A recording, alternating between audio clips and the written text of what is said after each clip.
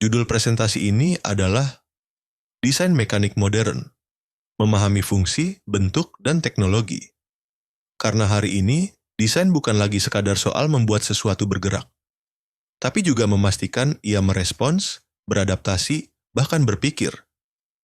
Kita akan menelusuri bagaimana desain mekanik telah berevolusi. Dari sistem sederhana berbasis baut dan tuas, menjadi bagian dari ekosistem cerdas yang terhubung dengan sensor, logika, dan kode. Dan semuanya dimulai dari satu hal kecil, kebutuhan. Lalu berkembang menjadi sistem, struktur, dan solusi. Mari kita mulai dari awal perjalanan ini. Mari kita bayangkan kembali dunia desain mekanik 100 tahun yang lalu. Saat itu, desain hanyalah soal bagaimana roda berputar, bagaimana tuas bergerak, dan bagaimana gaya dipindahkan dari satu komponen ke komponen lain. Tapi seiring waktu, terutama di awal abad ke-20, komponen listrik mulai masuk ke perangkat mekanik. Lalu datang Perang Dunia Kedua, dan sistem kontrol elektronik mulai digunakan secara luas, mengubah cara kita berpikir tentang mesin. Hari ini, kita tidak hanya merancang produk yang bergerak, tapi juga yang berpikir. Kita menyusun sistem yang mendengar, merespons, bahkan belajar. Inilah awal dari dunia mechatronics, di mana mekanik, listrik, dan perangkat lunak bersatu dalam satu sistem terpadu. Ketika kita bicara tentang produk modern, mobil, printer, bahkan kamera, semuanya bekerja bukan hanya karena roda gigi dan baut, tapi juga karena sensor, sinyal listrik, dan baris-baris kode. Inilah yang kita sebut mechatronics. Sebuah pendekatan desain yang menyatukan kekuatan mekanik, elektronik, dan software dalam satu sistem cerdas. Tapi mechatronics bukan hanya soal teknologi. Ia adalah soal kolaborasi. Karena tidak mungkin satu orang saja menguasai semuanya. Diperlukan tim yang mengerti gaya geser dan tegangan, tapi juga paham sinyal digital dan logika pemrograman. Dan di tengah semua kompleksitas ini, satu hal tetap benar. Tak peduli seberapa pintar sistemnya, produk tetap butuh bagian yang bisa disentuh, digerakkan, dan dirakit. Itulah mengapa peran mekanik tetap krusial. Karena pada akhirnya, interaksi antara manusia dan mesin terjadi lewat komponen fisik. Tombol harus bisa ditekan, tuas harus bisa digerakkan, engsel harus bisa membuka dan menutup dengan presisi.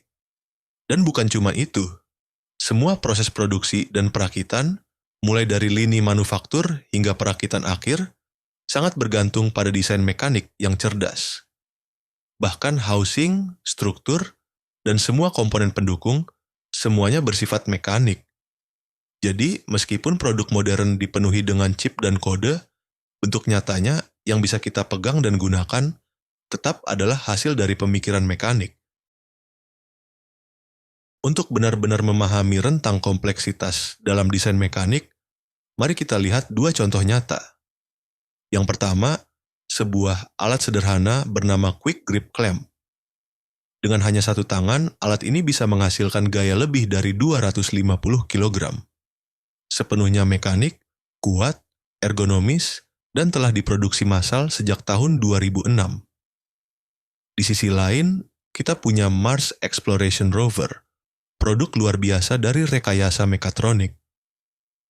Dirancang untuk hidup selama 90 hari di Mars, namun bertahan lebih dari 3 tahun. Keduanya sangat berbeda dalam tujuan, skala, dan kompleksitas. Tapi keduanya adalah hasil dari prinsip desain yang sama. Membuat sesuatu yang berfungsi dengan efektif sesuai kebutuhan. Inilah dia Quick Grip Clamp. Sebuah alat sederhana tapi sangat efisien. Desainnya memungkinkan pengguna menghasilkan gaya jepit besar hanya dengan satu tangan. Tidak ada kabel, tidak ada sensor, tidak ada software, hanya mekanika murni, dimensi yang tepat, tuas yang didesain ergonomis, dan prinsip pengungkit yang dimaksimalkan. Produk ini adalah bukti bahwa desain mekanik, jika dilakukan dengan benar, bisa menghasilkan solusi yang kuat, praktis, dan bisa diproduksi secara massal. Sekarang kita beralih ke ujung spektrum yang lain, Mars Exploration Rover atau MER. Sebuah robot beroda 6 bertenaga surya dengan sistem navigasi otomatis dan berbagai instrumen ilmiah. Ia bukan hanya bergerak, tapi juga berpikir. Ia mengukur, menganalisis, dan mengambil keputusan. Semua dilakukan di permukaan Mars. Beratnya 180 kg di bumi, tapi hanya sepertiganya di Mars. Rancangannya harus memperhitungkan gravitasi, debu, suhu ekstrem, dan keterbatasan energi. Dan meskipun terlihat sangat kompleks, ia tetap bergantung pada sistem mekanik untuk satu hal yang sangat mendasar, bergerak. Untuk bisa merancang sistem sekompleks Mars Rover, kita harus memecahnya menjadi bagian-bagian yang lebih kecil. Itulah yang disebut dekomposisi sistem. Kita mulai dari fungsi utama, misalnya, membuat kendaraan bisa bergerak. Dari situ, kita turunkan ke subsistem, seperti motor penggerak dan transmisi. Lalu kita pecah lagi menjadi komponen-komponen individual, seperti roda, poros, dan bantalan. Setiap level, dari sistem hingga komponen, punya fitur penting. Dimensi, material, dan fleksibilitas. Pendekatan ini membantu kita mengelola kompleksitas, karena kita tak lagi harus memikirkan seluruh sistem sekaligus, tapi fokus pada satu fungsi, dalam satu bagian. Gambar ini memperlihatkan bagaimana konsep dekomposisi diterapkan langsung pada sistem propulsi Mars Rover. Kita bisa melihat bagaimana seluruh sistem dipecah secara logis dari tingkat tertinggi hingga bagian yang paling detail. Roda, misalnya, terlihat sederhana. Tapi untuk bisa bergerak di medan Mars, ia punya fitur penting. Diameter yang tepat, pola tapak yang mendukung traksi, dan fleksibilitas agar bisa menyerap guncangan. Proses dekomposisi seperti ini bukan hanya membuat desain lebih terstruktur, tapi juga memastikan setiap bagian memenuhi fungsinya secara optimal. Di dunia produk modern, kita jarang melihat sistem yang hanya mekanik atau hanya elektronik. Yang kita lihat adalah perpaduan. Roda gigi bertemu sirkuit. Sinyal listrik dikendalikan oleh baris-baris kode. Mikroprosesor, misalnya, secara fisik adalah komponen elektronik. Tapi fungsi sesungguhnya berasal dari software yang mengendalikannya. Artinya, dalam satu produk, satu fungsi bisa diwujudkan melalui berbagai jalur, mekanik, elektrik, atau bahkan pemrograman. Dan disinilah desain menjadi menarik, sekaligus menantang. Karena kita tak lagi hanya memilih bentuk, tapi juga memilih platform terbaik untuk menjalankan fungsi tertentu. Yang menarik adalah, di awal proses desain, kita sering belum tahu bagaimana sebuah fungsi akan diwujudkan. Kita tahu apa yang harus dicapai, misalnya perangkat harus bisa membuka otomatis, tapi belum jelas apakah pakai motor, sensor, atau cukup dengan mekanisme pegas. Inilah fase desain yang paling eksploratif. Kita bertanya, apakah fungsi ini lebih efektif dikerjakan oleh mekanik, atau lebih hemat jika ditangani oleh software? Pendekatan desain yang baik bukan hanya soal mencari jawaban, tapi soal membuka kemungkinan. Dan ini hanya bisa terjadi kalau kita cukup fleksibel, siap mempertimbangkan berbagai disiplin ilmu, dan tidak cepat terkunci pada satu solusi. Mari kita lihat bagaimana konsep dekomposisi bisa dirangkum secara sistematis. Di tingkat paling atas, kita punya sistem seperti sistem propulsi Mars Rover. Sistem ini terdiri dari subsistem seperti motor dan transmisi, yang masing-masing menjalankan bagian dari fungsi utama. Subsistem ini kemudian dipecah lagi menjadi komponen, seperti roda. Dan di setiap komponen ada fitur-fitur penting yang menentukan performa, diameter roda, bentuk tapak, dan tingkat elastisitas. Struktur ini membantu kita memahami bahwa desain tidak bisa dikerjakan sekaligus, tapi harus dilihat sebagai hierarki fungsi yang saling mendukung. Sekarang kita masuk ke inti dari desain mekanik, fungsi. Function menjawab satu pertanyaan dasar. Apa yang dilakukan oleh alat ini? Saat kita bilang, obeng digunakan untuk memasang sekrup, kita sedang menyebutkan fungsinya. Tapi kita belum bicara soal bentuk, bahan, atau cara kerja detailnya. Desain selalu dimulai dari pemahaman fungsi. Karena tanpa tahu apa yang harus dicapai, kita tidak akan tahu apa yang harus dirancang. Dan menariknya, banyak engineer justru menyimpan pengetahuan mereka berdasarkan fungsi. Mulai dari menahan, mengunci, memutar, sampai menyalurkan gaya. Setelah kita tahu apa fungsi sebuah alat, pertanyaan berikutnya adalah, bagaimana alat itu bisa menjalankan fungsi tersebut? Disinilah form, bentuk fisik, berperan. Bentuk menentukan apakah fungsi bisa dijalankan dengan efektif. Misalnya, obeng pipih hanya cocok untuk sekrup dengan kepala lurus. Kalau sekrupnya berbentuk silang, kita butuh obeng dengan form yang berbeda. Jadi, function menjawab apa yang harus dilakukan, dan form menjawab bagaimana caranya. Desain mekanik yang baik selalu menyatukan keduanya, fungsi yang jelas dan bentuk yang mendukungnya. Coba kita lihat satu komponen sederhana, handlebar sepeda. Sekilas, kita mungkin berpikir fungsinya cuma satu, mengemudi. Tapi sebenarnya, handlebar juga menopang berat tubuh pengendara, menahan tuas rem, dan bahkan mentransfer gaya dari tangan ke kabel rem. Satu bentuk, tapi banyak fungsi.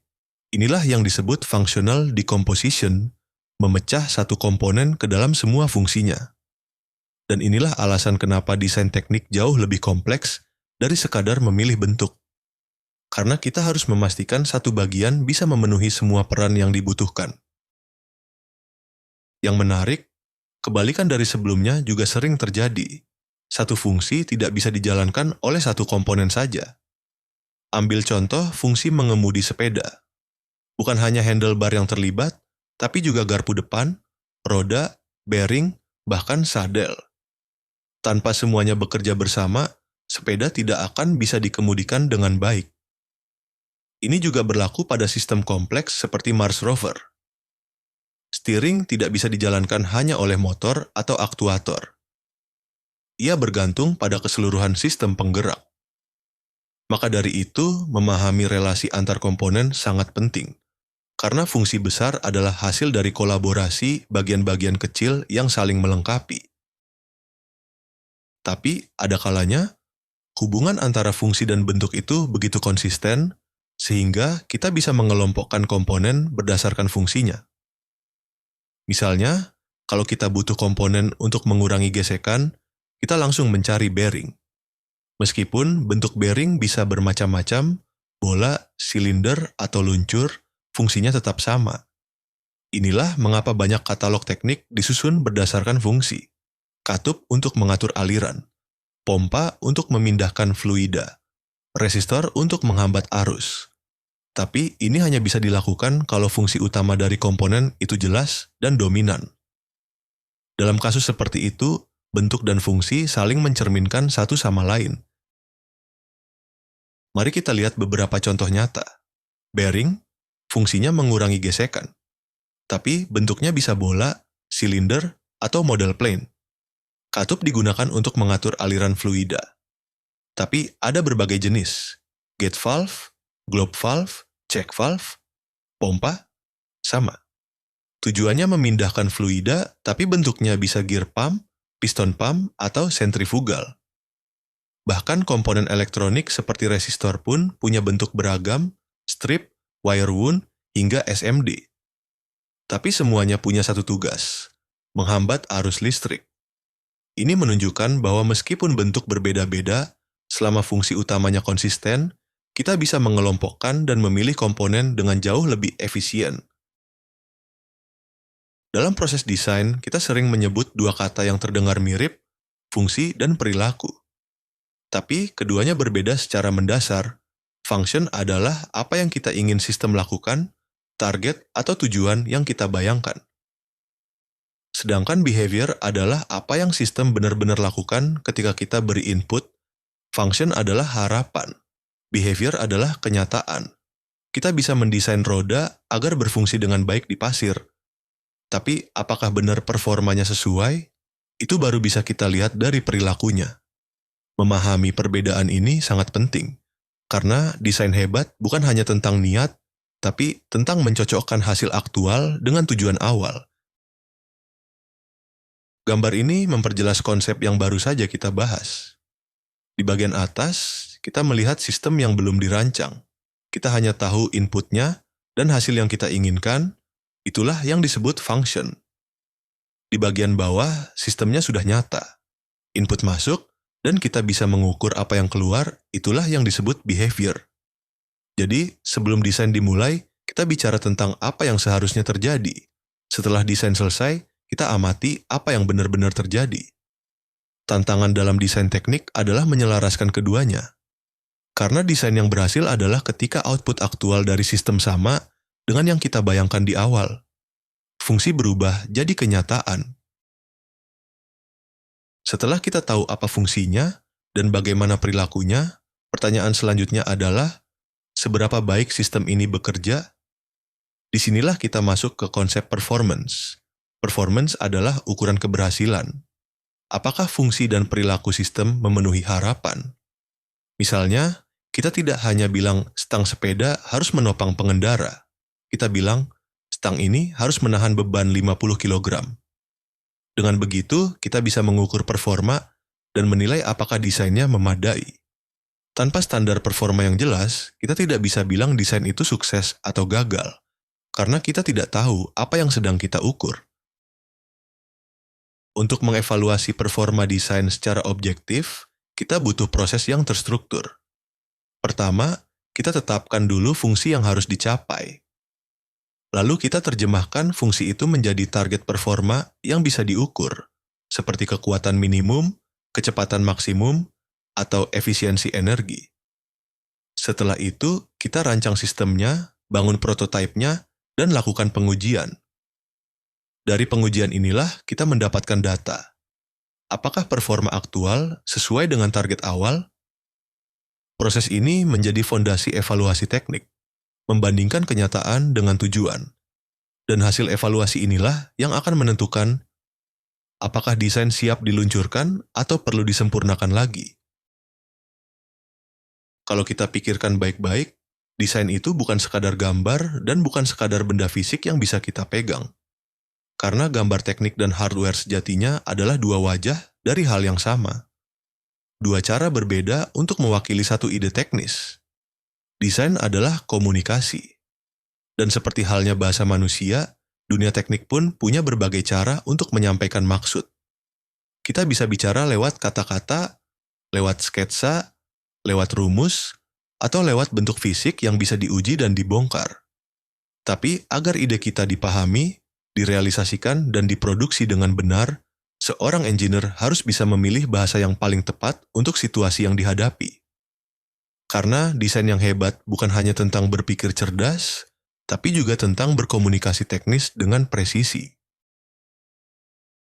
Secara umum, ada 4 jenis bahasa yang digunakan dalam desain mekanik. Pertama, semantik, bahasa kata-kata.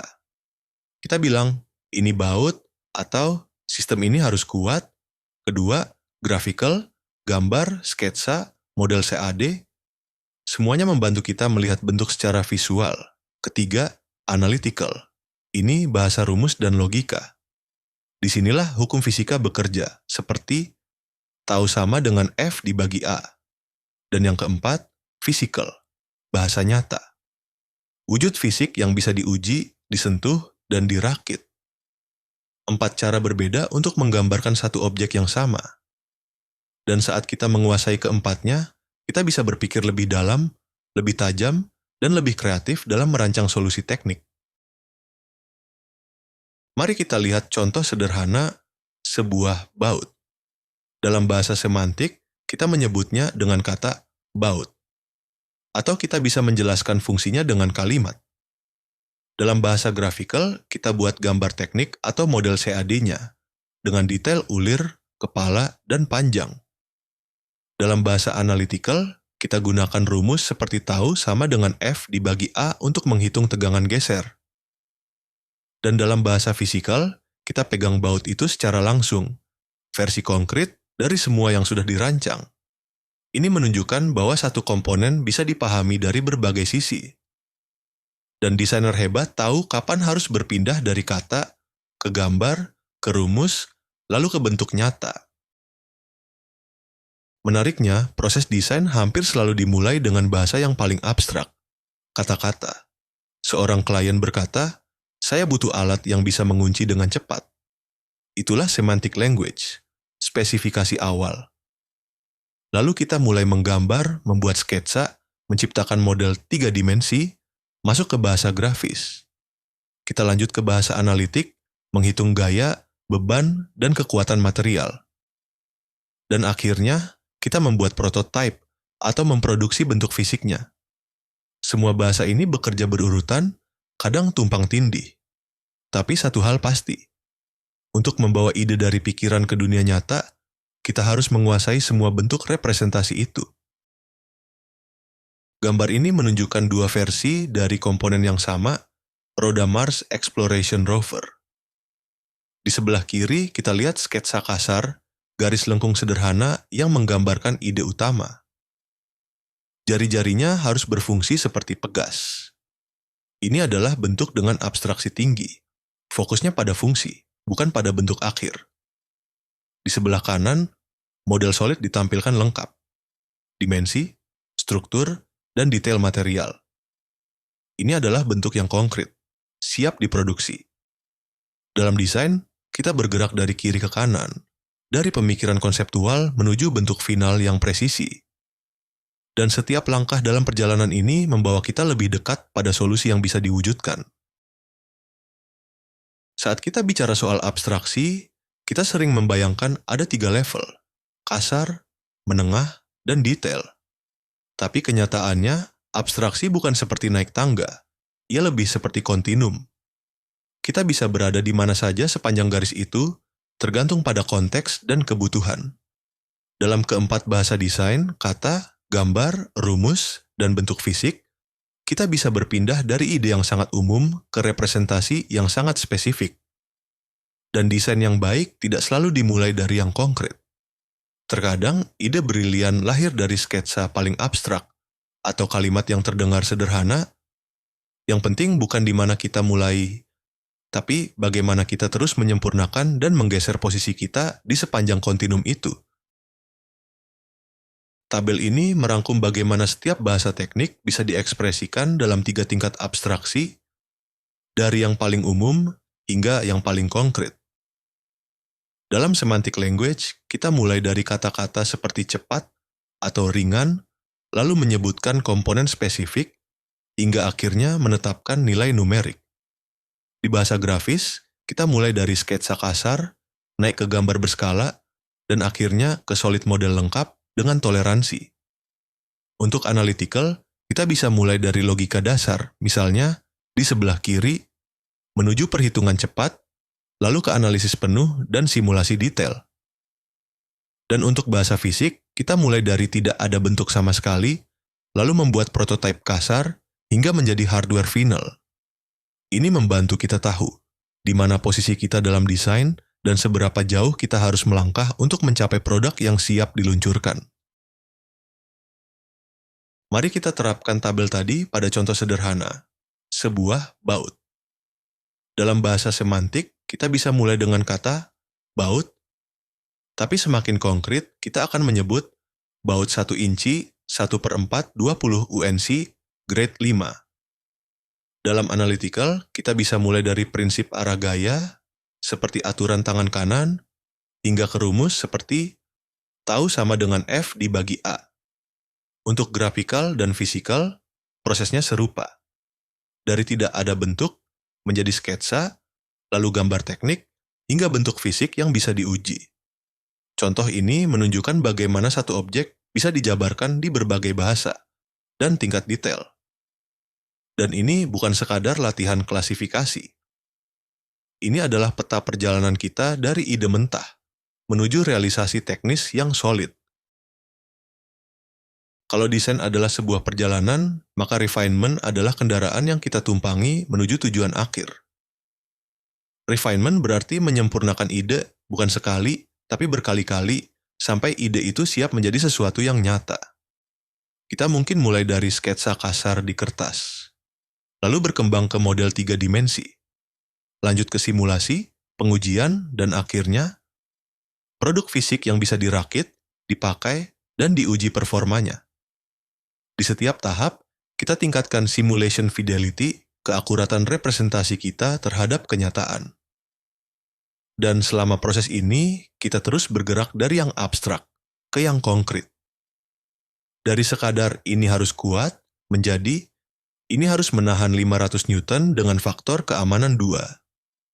Refinement adalah inti dari desain teknik, karena disitulah kita memastikan bahwa ide brilian bukan hanya indah di atas kertas, tapi juga kuat, presisi, dan siap digunakan di dunia nyata. Kita telah menelusuri perjalanan desain dari titik awal, sebuah kebutuhan, hingga titik akhir, solusi nyata yang bisa diuji, digunakan, dan diandalkan. Desain bukan sekadar hasil akhir. Ia adalah proses berpikir yang berlapis, penuh pengulangan, dan melibatkan berbagai bentuk representasi, fungsi, bentuk, perilaku, dan performa. Seorang desainer bukan hanya pencipta bentuk, tapi juga pemecah masalah lintas bahasa teknik, yang bisa berbicara dengan kata, gambar, rumus, dan bentuk fisik. Dan di zaman sekarang, tantangan semakin menarik. Bagaimana kita menyatukan mekanik, elektrik, dan perangkat lunak menjadi satu sistem terpadu yang cerdas dan responsif. Tapi, tak peduli sekompleks apapun teknologinya, satu prinsip tetap abadi. Desain hebat bukan yang paling cepat selesai, tapi yang paling tepat menjawab kebutuhan. Terima kasih sudah menyimak sampai akhir. Semoga materi ini menginspirasi Anda untuk tidak hanya membuat sesuatu yang berfungsi, tapi juga sesuatu yang bermakna.